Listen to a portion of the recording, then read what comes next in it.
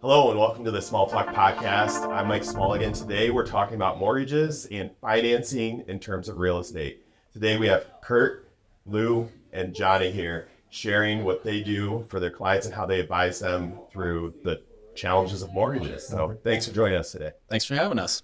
So first, when would somebody need a mortgage, Kurt? I know there's a couple parts to look at that. I mean, really, anytime that you're going to make a purchase of a home or property and you don't have cash, you're going to get lending from a bank or a lender. And it's one of the first steps that we recommend people look into when they're interested in making a home purchase. Very true. Very true. Joni, what are the most popular types of mortgages that you run into?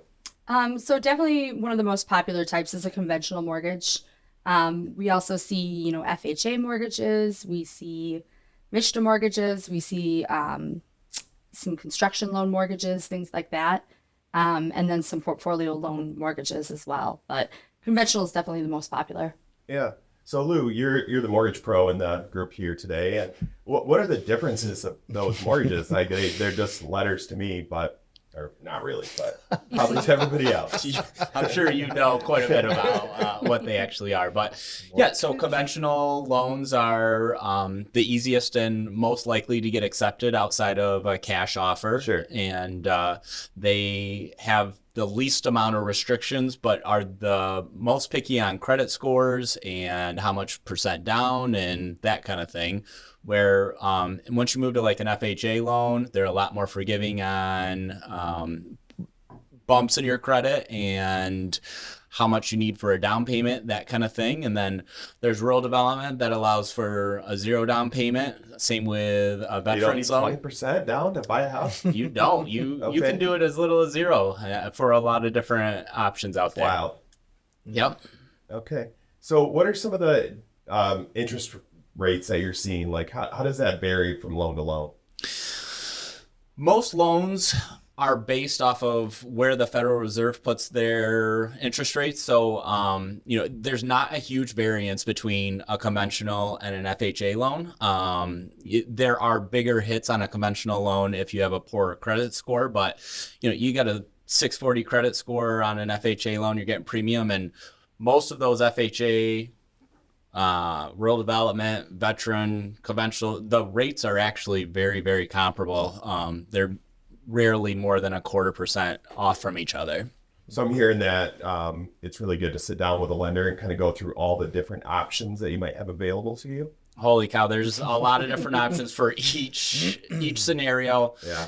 It's amazing how different things really are. And so understanding what's best for you, whether that be down payment assistance, whether that be a zero down program, whether that be a conventional versus FHA, why does that program fit your needs better than another? Sure. So Kurt, how does a mortgage rate or interest rate affect your monthly payment? I just really appreciate the focus too, that you don't need the 20% down, that there's not just one size fits all approach for all of this.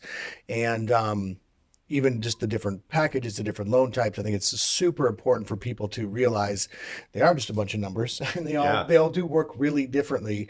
And there might be an option for a loan you're not even aware of. But to factor all that in, the lender will also have to look at your individual case, income and credit and everything else.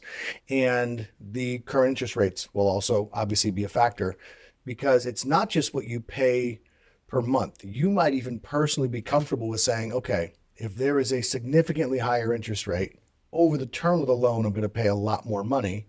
And each month I'm going to pay a higher premium, but I'm okay with that. But it can also really affect what you are capable of borrowing. You might be comfortable with, hey, that's the way the market works. I'm going to spend a lot more money either way. But you still have to be approved. Now, considering that higher interest rate and the higher payment you'll make, and it might affect the budget that you're looking at for the purchase itself. Yeah, definitely. So, Joni, like in today's home buying market, there's lots of craziness around interest rates. Like, what are some tips that you might have for somebody shopping for a home right now, and maybe possibly how to get a better interest rate? Yeah, so there's lots of things you can do. I actually was just having this conversation this morning with someone.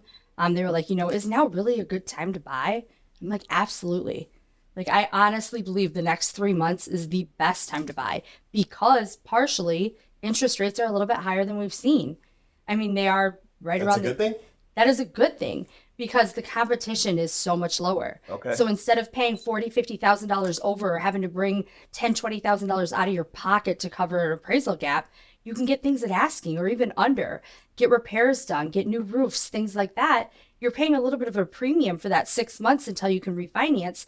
But if the rates go up, you're glad you bought now. And if they go down, then you refinance in 6 months. So as long as you're comfortable with what the payment is right now, it's the best time to buy. You can save thousands of dollars. Do you know of any ways that home buyers are getting sellers to reduce their interest rate? Yep. So I have one client that did a 2-1 buy down. So they were able to ask the sellers to contribute some money because the home had been on the market. They accepted our offer and they gave us some money to buy down the interest rate. And so it was a credit that the sellers gave. So my buyers didn't have to pay for it. And now they have a 2% lower interest rate the first year, a 1% lower interest rate the second year, and then they go back to whatever the market value is. Now, in that time, if the interest rates were to come down, they can always refinance as well. Sure. So sellers are giving concessions in today's market? 100%. That's crazy. Yeah. I looked a couple of weeks ago and there were maybe 4 homes that have been on the market over 7 days under 300,000. And I looked just a week ago and there were 89. Wow. So we have a huge opportunity right now. That's crazy. So, Lou, when you see a pre-approval and a pre-qualification, those are pretty much the same thing, right? They're completely different. Yeah. So a pre-qualification is you tell a bank what you make, what you have in the bank and that kind of thing. And we're just taking your word on whether you actually make that money, whether there's red flags behind those bank statements, all sorts of stuff, where a pre-approval is me verifying you worked that job, you have made the amount of money that you told me, you have that money in the bank account. There aren't hidden red flags behind everything. So there's absolutely huge, yeah. And as a real estate agent, how do you guys feel about seeing a pre-qualification letter versus a pre-approval? If I'm pushing for pre-approval. Yeah, if I'm shopping with somebody, I will highly recommend that they work with one of the lenders that we know personally, a local mortgage specialist, because a lot of other big banks do a lot of things well, but they might not do mortgages really well, and that's key. And so if someone comes to me who has just a pre-qualification, that also means they probably aren't working with one of our recommended mortgage lenders, because it is a much better practice to start with that, not just for our sake, but for the buyer to know that there isn't going to be a big bump in the road later, that they need to know they can count on the pre-qualification for the lender, so they know their offer can be counted on by the listing agent. If we're with buyers, we want them fully approved, fully prepared. If we're listing a home and we receive an offer with a pre-qualification rather than a pre-approval, we have to really question whether or not that offer is valid and ready to close. So those extra steps up front are totally worth it. Sure. 100%. So Making Johnny, sure it goes through underwriting. That's a big thing. Yeah. Yeah. So Johnny, it's not like it was when I bought my first house where I just told the lender, hey, I have this job and I make this much money. Is that your experience, or how has it been for you with the differences between pre-qualification and pre-approval? Yeah, absolutely. So pre-qualification is just a conversation. There's nothing to back it. So, when I'm running into buyers and they say, oh, yeah, I have a pre-qualification, I'm going to dig deeper and I'm going to tell them why that's so important, and how when we do submit an offer and the listing agent sees a pre-approval that's been through underwriting, that knows that it's going to get to the closing table, that's going to make your offer so much stronger. Especially like the past couple months in competitive markets, you want to make sure you're doing everything you possibly can to make sure that makes it to the closing table and you've made every part of your offer as strong as possible. And it all starts with the pre-approval. And like Kurt said, to follow up on that, working with a preferred lender, a local preferred lender who is in this market, knows how to get to the closing table, does it multiple times. And, I always like to be able to recommend somebody who I've worked with before. So we're hearing a lot of use a local lender, and Lou, we're blessed to have you as somebody that we refer a lot of our clients to. And what does a mortgage lender actually do to help real estate agents win offers? Yeah, I'm blessed to be able to work with you guys. And I think there's kind of a misconception out there that I get you pre-approved for a loan amount. So let's say 300,000. I don't actually approve you for a 300,000. I approve you for a payment. And that might be around that 300,000 range, but the taxes, the homeowner's insurance, the homeowners association dues, all of that play into that payment that I actually get you pre-approved for. So they have conversations with me. Hey, what have you seen? Have you seen their pay stubs? Have you seen their W-2s? Have you seen their bank statement? Are they actually approved? This house is very competitive. We need an appraisal gap. Can you prove, and is it for sure that they actually have that money in there? I call the listing agents and I say, hey, I have reviewed all of these documents. That's been through underwriting. This deal is going to go through. It's a solid offer. There's no reason at all you should not accept this. And so, I've won quite a few offers based off of phone calls like that that aren't even the best offer out there. It's not the highest, it's not the best, but they know that I do a great job. They've seen that I've done the back work, and they know that their client is going to actually have that money at the end of the day and not have to relist it. Yeah. So, Kurt, what's the difference between a good lender and a bad lender? No, I'll start too, even by saying that when you said it wasn't the best offer, like I know what you mean, but the higher priced offer isn't always the best offer. It's the one you can count on. It's the one you can trust. And even when you talked about tax brackets and HOA fees, the detail is so important, because even if it's more important, it's easier to get your offer accepted these days, it still has to close. And if they haven't done enough of that early legwork, if they haven't done the math to account for that particular address and the taxes in that location, or if there is an HOA, they're all just letters, right? All letters. And if there is an HOA, then they may get that far in the process and then finally crunch the numbers enough to say, oh, this doesn't actually work. So first, those are good things lenders do and bad lenders don't. But a bad lender won't do all that early legwork. They won't really research it. They won't really verify and confirm everything. And so there's a buyer out there confident in their ability to win an offer and confident in their ability to make the payments when it's done, when neither may be true. And they don't communicate and walk through all the steps enough and explain why. We take great pride in educating our buyers, and a bad lender doesn't. They just kind of put their name on things, they send in some documents, and they don't really know what's happening. So way too often, they get caught off guard. They're unprepared for the next step. They're unprepared for the next payment. They don't know the right timing for things, even just that. How many times we're almost ready to close, and then we hear, oh, well, no, sorry, they have to provide a bunch of extra documents the lender is asking for, and they're asking for them at the last minute when they could have had them a month ago and we could have been closed this week. And they don't communicate with agents on both sides. They don't communicate with their client's agent, and they don't communicate with the listing agent, because everyone relies on each other to make this work. Yep. And so keeping in touch, building that good relationship, staying on top of things is all super important. I think another thing I look for in a good lender is someone who doesn't work 9 to 5 bank hours, Monday through Friday. Real estate happens all the time, and it happens a lot of times after 5 or on weekends. If you have an offer deadline of 7 p.m. on a Monday, you want to know that you can call your client's lender and say, hey, can you speak on their behalf?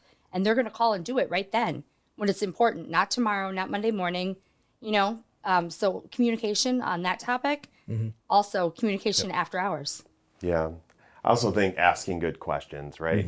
I think a lot of times we just make assumptions on what is best for somebody without really exploring all the different options that somebody might have. Yeah. I've heard of stories where people didn't even realize that the VA loan would be the best fit for them, and nobody ever explained to them how that would actually work in the home buying process. So, asking good questions, great communication, working the hours we do, right? And not just making assumptions. I think those are all really good things that lead to having a good lender that you work with. So it's awesome. So what are some of the things that go into choosing a mortgage plan? So what are the main things you should look at? What is the payment you're comfortable with should be the number one thing that you come to a lender with. This is what I feel comfortable paying. Not that I feel comfortable at a $200,000 price point. Like, this is what I feel comfortable paying. So when I'm qualifying someone, I might be able to get them a lot higher, or it may be less, but what payment are you comfortable with every single month coming out? That is probably the most important thing that people are there. But then, do they need down payment assistance? Do they need a 0 down program? Do they need a 3-2-1 buy down, where their situation currently needs a lower interest rate and life's going to get a little bit better and they might be looking to refinance, and that buy down is very important and a reason that, they could get that deal done. Yeah. So the buy down is also going to help with monthly payment too, right? Make 100%. it affordable. Yep. So, 3-2-1 buy down, Kurt. So like what's the difference between a fixed rate and adjustable rate mortgage? The fixed rate is it's going to be that same percentage through the entirety of the loan. And an adjustable rate can change throughout the loan. It's an adjustable rate. And I know even within those two, there's a lot of variety. An adjustable rate was used before in some really scary ways where people didn't know what they were getting into. And the programs that are available now, everything I'm aware of, is really the opposite. It's in a way that's very safe, it's very structured, and it's directly to benefit a buyer rather than to just get someone in a home who's not sure what they're doing. And the 3-2-1 is a great example. With more cash at close, you're actually able to put a little bit more down now to basically buy into the program, but then that allows you to have a significantly lower interest rate the first year, second year, and third year. And if you run the numbers on that, which is something else that I recommend to lenders, they won't just say, here's an option, do you like it? They'll work through that and say, if we were to use this program, if we were to use this product, here's exactly what that would look like for you. But in a general sense, you can pay a lot less interest over a 3-year period that will still end up with a lot more money in your pocket and give you that flexibility to take advantage of a lower rate if necessary. But those are the kind of things where the changes can be greatly beneficial, but you want to walk through those very clearly in practice with your own finances and your own purchase to understand what the net effect will be for you in the long term. For sure. So there's a lot more than just how much I'm going to pay for the house, right? Exactly. And do you provide any type of like good faith estimate, or how would somebody know what they're going to actually sign up for if they do go forward with your options? Yeah, so almost every single offer that gets placed, we have a conversation ahead of time and we talk through those numbers. What does that payment look like? How high can you go on that specific property? And then I get them an estimated amount that they'll need for closing. That includes the down payment and the closing costs. I get them the estimated payment. So they have absolutely no surprises when they're working with me on, whoa, I didn't realize we had an extra $5,000 for title work and everything else that can go into the mortgage. So yeah. So a lot of times we're working with somebody and they're going to have an escrow account set up, which basically includes a lot of different parts. Explain kind of how an escrow account works for somebody when they're buying a house. Yeah, so the way I like to explain it to my clients is like for taxes, for instance, your taxes are due twice a year. So when you're paying into your mortgage, you're paying in just a little bit into that account every single month. Now, there may be, you're only paying in 4 months and you need to have 8 months worth to pay that bill 4 months into a mortgage. So they're going to hold usually 6 to 12 months of reserves in an escrow account. So when that bill comes up and it's more than you have, they can pay it out of that. And that will fluctuate as your mortgage goes on. Generally speaking, like if your taxes go up because the value goes up, sometimes that account will get used for that. If your homeowner's insurance is due for an entire year, they're going to have the money in there to pull to add to the money that you've paid in every month to be able to make that large sum payment. Yeah. So Lou, as a lender, how do you determine how much goes into that escrow account? Like, how do you come up with that amount? Yep. So we get your homeowner's insurance quote, so we know exactly how much is going to be owed. We look into the taxes and we figure out exactly how much is owed. And it depends on what month you close. So, if you're closing, right now we're closing in December, we're going to have a really big tax bill due in July. So I need to collect extra money because you're only going to make a few payments before that July payment is due so that I can pay that summer tax bill for you. Now, if you buy in August, that's a lot more time before that next summer tax bill is due. So I'm collecting less money for you at that point, but I collect enough ahead of time so that when that bill comes, there's no surprises and there's no extra bills your way. That's one of the things I love about Lou. He is 100% an under-promiser and over-deliverer. And I would much rather have that for my clients than for them to have surprises. Yep. There's a thing called credit score, right? How does that affect a mortgage? How does that matter? Why does that matter? Yeah, so your credit score is one of the biggest determining factors on what loan programs you actually qualify for. So that's the first step, is which program do you qualify for based off of that? And then at that point, it really affects what the interest rate is. So the better your credit score, the more likely you are to get a better interest rate. And the lower your credit score, the more interest rates are based off of risk. It's more risky for the bank to give you money. So we're going to charge you more money in that interest rate. What would you say to somebody younger that's looking to like build their credit? Like what things could they do to prepare for the future? And that it can be a little tough because you really have to use credit to get a credit score. Sure. And a lot of that, has gotten a bad rap. It has been used inappropriately and it can be risky. But you never want to spend money you don't have, period. But you want to stay active in credit. So you can get a credit card and just always plan. It's like a debit card. You use it like a debit card. Yeah. So you can get a credit card, but just use it like a debit card. I have my money in the bank. I'm just going to use the credit card and then pay it off. And every month I pay it off and I never carry a balance. And different things like car payment as well. I know some people got a 0% APR on their car payment. So, Man. Right. So if you Those were the days. So if you can find a 0% APR on your car payment, then you might as well. You know you're going to be spending that money anyway. You're not losing anything to interest, but that goes on your credit report as successfully having been used and paid. Yeah. And I think that a lender could probably still advise you better on that, but it is just getting active. It's getting into it, but in a very safe, reasonable way where you know you have the money. You're just using that as a tool to get the credit for having made the payments. Yeah, for sure. There's a lot more Dave Ramsey followers out there, people who just have absolutely no debt. And from common sense, it means like, I'd be approved for a loan. And then I find out you don't have a credit score, and it's the complete opposite. You actually aren't. So, another option for some of those people out there, and particularly parents who have young adults who aren't ready for a credit card, add them as an authorized user on your own account, and the payments you're making will start to build your children's credit scores up and put them in a really good position, but not giving them the risk of, paying for a taco 20 years later without that interest. I absolutely love that idea of setting our children up. We talk about like generational wealth.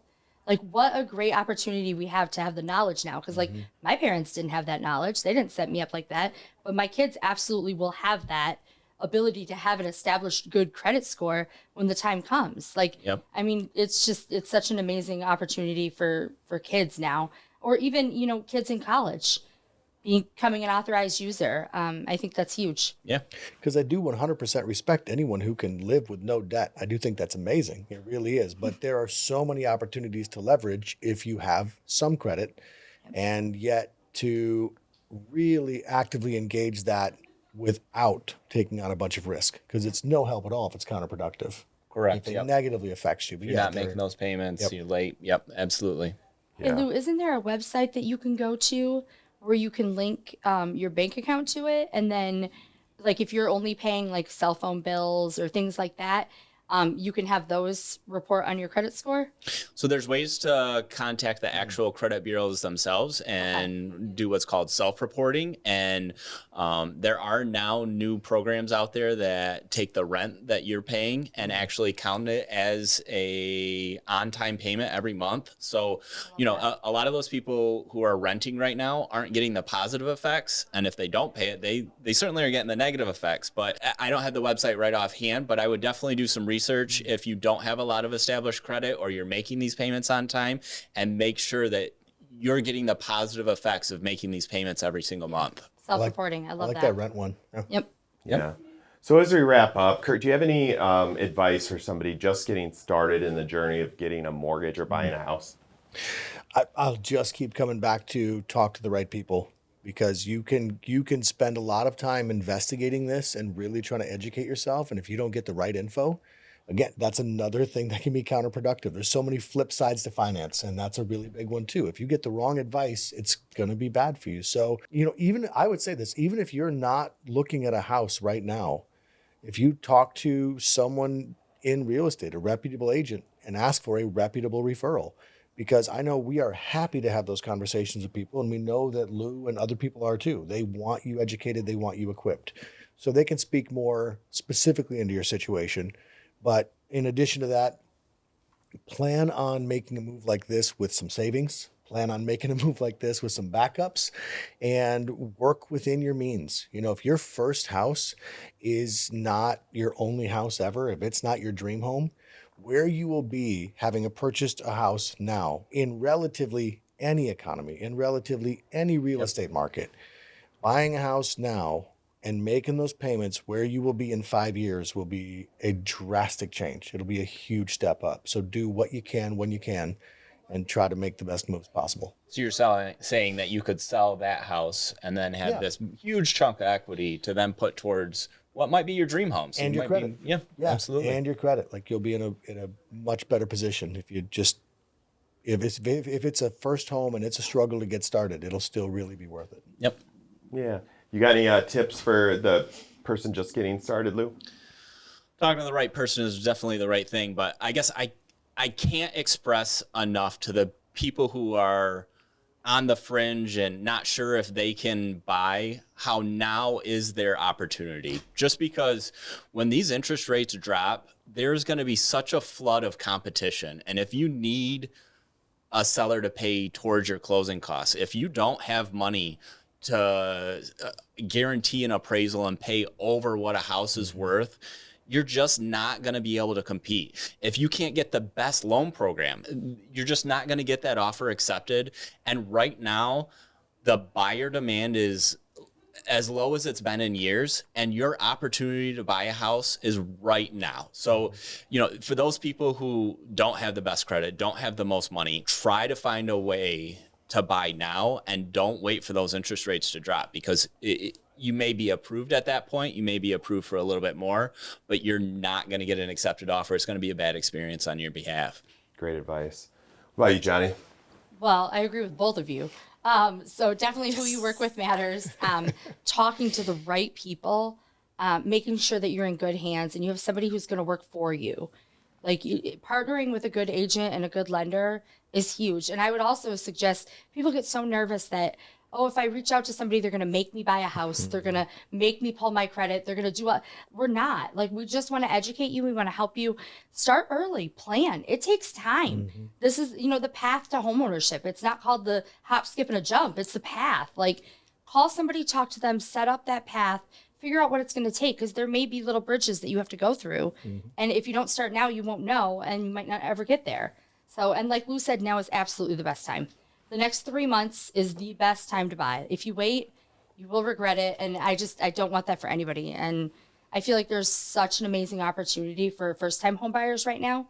People who maybe don't have down payment, people who need the seller concessions to help buy down their interest rate or things like that. Like, it's a huge opportunity. So definitely call somebody, ask the questions, have the conversations, and no one's going to force you to run your credit or buy a home. Sure. I got a call yesterday from someone I met almost 2 years ago. And we saw some houses, we had all these conversations, and they said, we're not ready. We've got to get in a better position. We'll be more prepared.